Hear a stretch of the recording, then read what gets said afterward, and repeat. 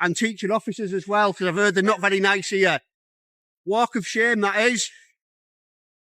Walk of shame. Educate yourself, Sergeant. Hi guys, Matt and Oscar checking in. So I'm going to show you this video at Bourneville in Birmingham. But first of all, I just want to make a note of when he's waffling on about the current climate, as they do. Just so happens it was recorded in April, end of April coming into May. And the last week or so, we'd had about 3 days worth of snow, which was quite unusual. So stumbled across opportunity there. So keep an eye out for that one. Anyway, enjoys the video. Right guys, today we are in Bourneville in Birmingham. We're going to go and check out the police station here. We've actually got a request about 4 months ago if I'd come and do this one. There's a chap said they were douchebags down here. So here we are, we're going to go and check it out and see if it's true, and if it is, see what we can do about it. Anyway, we'll be back shortly. Right guys, so here we are. It's a big spot, this one. So I don't think it'll be long before we get some money shots. So stay tuned.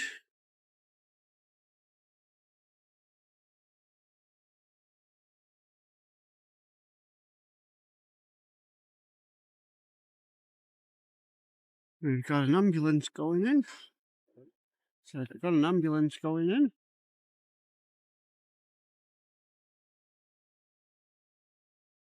Good afternoon, sir. How are you? This initial exchange falls far below professional standards. The rule at play couldn't be clearer. Officers must have reasonable suspicion before stopping anyone. Yet here, the officer jumped straight to demanding that the auditor stop filming and provide identification, all based on a vague complaint about someone taking photos. That isn't enough to justify interference. Filming in a public space is a protected right, and his reasoning doesn't hold up. By escalating immediately, he turns a calm situation into an unnecessary confrontation. The real question now is whether he can cite any lawful authority to back up what he's doing. Yeah, right. Are you okay? Yeah. My paramedic just brought it to my attention you might be taking photographs of vehicles, police vehicles. Yeah, and ambulance. Yeah, Oh, okay. Can I ask you why? It's suspicious, that's the only reason. We have to deal with all... Suspicious? Do you know the issue that we have? We have a number of vehicles being photographed, officers being followed and targeted, so I've got to ask you what your purpose is, please. All right, it's just for Flickr and YouTube and stuff. For Flickr and YouTube? Yeah. In what way? Just for like videos for people to watch and stuff, and pictures for people to look at. Okay, but what's the context of obviously the feeds and stuff? Just people like, you get a lot of people watching it and looking at it.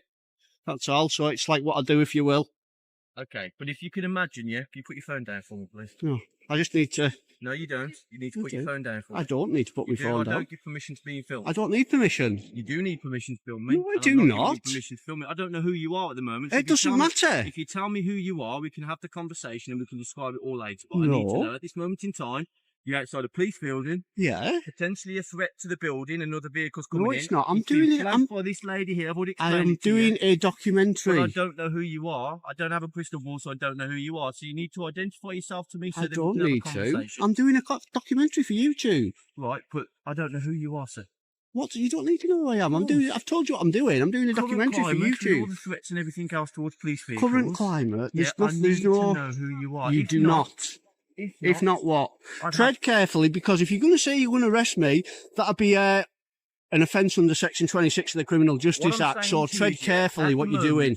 You're likely to stir up as this lady's come and approach me because she's concerned.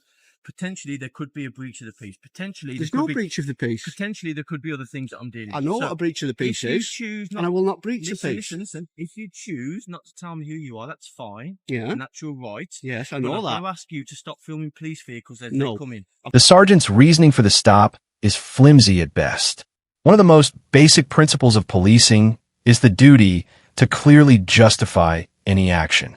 Yet here, he leans on vague claims of a potential breach of the peace, something that isn't occurring, and references the current climate as if that alone grants authority.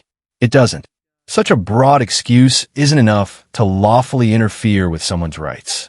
Meanwhile, the auditor remains composed and logical, highlighting just how baseless the sergeant's suspicion really is. Got every right to. I don't know who you are. It doesn't matter. I've got every right to, and I'll continue to do it. Can I ask what the documentary is it film? It's a documentary on police abuse in Section 43 and Section 58. No, I'm not an officer. What are those sections? Terrorism Act. Say again, sorry? Terrorism Act. Oh, okay. And in what context? There's been a lot of people, police officers, abusing the Terrorism Act and arresting people for filming and taking pictures. I see. So this is documenting it, yeah. I see. So you've been filming? Yeah. Can I just ask, because I work for the ambulance service, I'm not a Yeah. police officer, Yeah. but I work here, Mhm. and I find it very unusual that you'd film me as I came in, which is why I raised it to the It's an sergeant ambulance. that I work with. Yeah. It's, I'll explain. If you have a look on Flickr and YouTube, my son included, my 3-year-old son, he will sit and watch pictures and videos of ambulances, police cars going past Taglag. And people have been stopped from doing it by police coming out and saying, we are going to arrest you on suspicion of the Terrorism Act. I see. And So- they're getting themselves in trouble in court for unlawful arrests and telling people to stop filming. So is this for pictures for people to look at, or is this? Yes, it's a video to go on YouTube. So it's not a documentary to do with. Yeah, it's a documentary with regards to police abuse in Section 43 and Section 58. But can you understand then perhaps where we're coming from is that people that come into the police building, as this lady did, Yeah. I've not approached you of my own accord. This lady's come to find Right, me. yeah. It's just because it's an ambulance. I'll just say, if you'll notice that any private cars, I'm not taking any pictures of them. All I'm getting is marked Well, I vehicles. just want to explain to you, obviously, what the needs, concerns, and perspectives of other people are. This Yeah. lady's come in and approached me because I've been working in a different department. And said, Yeah. I need to bring it to your attention that you've got someone outside potentially filming police vehicles and filming people coming in. Now, when officers, because naturally we're going to find that suspicious, because ultimately the lady had turned around and said, you're taking pictures and photographs of all the vehicles that are coming in. No, just the marked vehicles. I've got it all on here as evidence. Bear So with me, I don't know that. please don't say that I'm taking no, private listen, vehicles, listen, because I'm not. Listen. Yeah. So to me, that's suspicious. No, it's I not. have a duty then to You're come. paranoid then. Listen. Go on. I'm not the one, that's been dealing with you. This lady's come to find me Yeah. today. I've been in a completely different office. I honestly don't know why you felt the need to do that. Hang on. At this stage, the discussion is just going in circles. The principle is straightforward. A third-party report alone doesn't equal reasonable suspicion. The sergeant's entire response rests on a paramedic's discomfort, but personal unease doesn't magically grant police new powers or turn a lawful act into an illegal one. He still hasn't provided any explanation for how recording clearly marked vehicles from a public walkway could amount to a criminal offense. You need to listen to me, right? Yeah, there's no expectation of privacy in public. No, but listen to me a second. Go on. So I haven't just approached you of my own accord. Mhm. I've come to have a conversation, engage with you based on the information this lady's given to me. Yeah. So it's a little bit different to how you're describing your interactions and obviously conversation with other police officers. Yeah. I need to make sure that A, what you're doing is lawful. You do not know that this is lawful. Hang on. Did you just say? Hang on.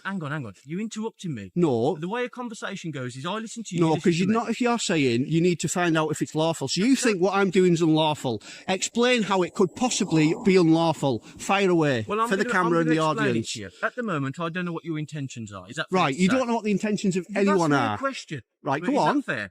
At the moment, you're outside a police vehicle. I have a duty of care to everybody that goes into that building. Is that fair to say? Yeah. So if something's flagged to me as a police officer, I have to investigate. Right, Is that- I've got no problem with you investigating. Hang on. I have to investigate. Yeah. I have to maintain your security and safety, and also the safety of the people that come into a police building. And Yeah. that's exactly what I'm doing today. Yeah. So it's nothing to do Oh, with that's you. all it is, yeah. Hang on. It's nothing to do with you personally. Mm-hmm. I don't know who you are. I've never met you before. Yeah. But it's very suspicious to me, especially when a lady like Well, this it works for shouldn't the be. ambulance service, comes to collar me and says, just to let you know, Mm. bearing in mind the current climate that we live in at the moment with threats. The current risk- climate. What you mean, snow in April? Listen, right, we're talking about threats to the public, to police building. What's the to climate other got to do with public- it? Yes, but what has the climate got to do with it? It's my way of describing it to you. Threats towards public services, the current climate, the threat level that... Right. Oh, so you're not on about. No, I thought you I'm meant not. the snow in April. No. The current threat level that's in place at the moment, in terms of the public, in terms of police buildings, in terms of organisations and everybody else. That's what I'm talking to you about. So that's why I've come to engage with you. Right, okay. I'm confident at the moment from what you turned around and said to me that there are no issues. But I didn't know that until I come to speak to you. But you do realise if I didn't want to, I didn't even have to speak to you. No, of course, it's totally your right. Right, exactly. But then it's totally my right then to look at my other powers that I have. This moment perfectly illustrates an implied threat in action. One of the core principles of policing is that officers must never hint at using powers unlawfully. The sergeant's remark about looking into other powers, if the auditor chose to remain silent, crosses that line. It directly undermines voluntary engagement and gives the impression he's ready to misuse authority to force compliance. A clear breach of professional conduct. But if you do, I'll tell you something now. I will stop you now. You will be abusing your powers if you try and detain me. Hang on. If you're going to start... This is exactly what this is about. If you make a comment to me, you've got to understand I'm going to reply to it. Do you understand? Right, that? okay. So you've made a comment to me and said you didn't have to speak to me. Yeah. I'm saying to you, if you choose not to speak to me, yeah. So my suspicions are up here. No, they're not. So if you've got no powers, buddy. End of the day, you've got no powers. Do you want to engage in conversation or not?